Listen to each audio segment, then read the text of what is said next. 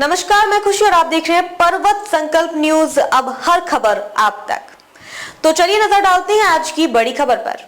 लद्दाख में टैंक नदी में फंसा 5 जवान की मौत, इनमें एक जेसीओ भी। एलएसी के पास रात 1 बजे नदी में पानी बढ़ने से हादसा हुआ। लद्दाख के दौलत बेग ओल्डी इलाके में नदी पार करने के टैंक अभ्यास के दौरान एक T-72 टैंक हादसे का शिकार हो गया। जब टैंक नदी पार कर रहा था तब पानी का लेवल अचानक बढ़ गया। इस हादसे में एक जेसीओ समेत 5 जवानों की मौत हो गई।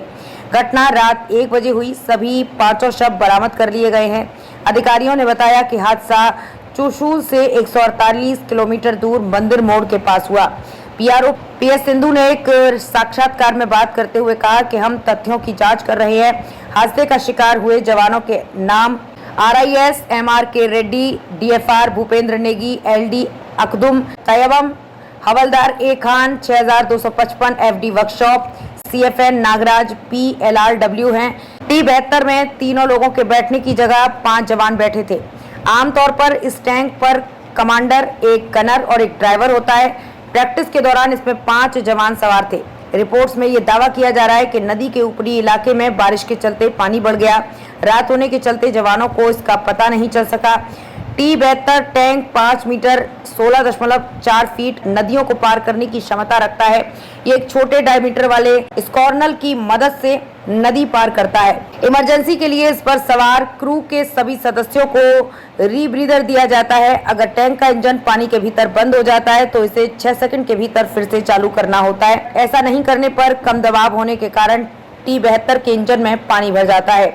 लद्दाख में पिछले साल 9 जवान शहीद हुए थे। लद्दाख में पिछले साल सेना की एक गाड़ी 60 फीट खाई में गिर गई थी। हादसे में 9 जवानों की मौत हो गई थी। सेना के इस काफिले में 5 गाड़ियां शामिल थीं, जिसमें 34 जवान सवार थे। इस हादसे में एक जवान घायल भी हुआ था। ड्राइवर के नियंत्रण खोने से ट्रक खाई में जा गिरा था। जिस T-72 टैंक के साथ जवान प्रैक्टिस कर रहे थे वो भारत में अजय नाम से जाना जाता है। इसे 1960 में रूस में बनाया गया और 1973 में सोवियत सेना में शामिल किया गया था। यूरोप के बाद भारत ऐसा पहला देश था जिसने रूस से ये टैंक खरीदा था। भारतीय सेना में अजय टैंक के 3 वेरिएंट की कुल 2400 यूनिट शामिल हैं।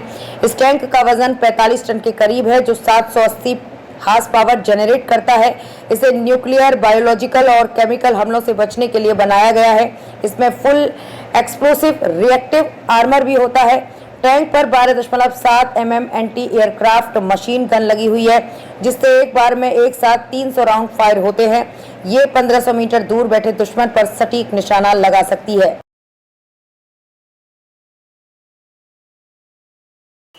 खबरों में अब तक के लिए बस इतना ही। फिर होगी आपसे मुलाकात ऐसी ही एक और बड़ी खबर के साथ।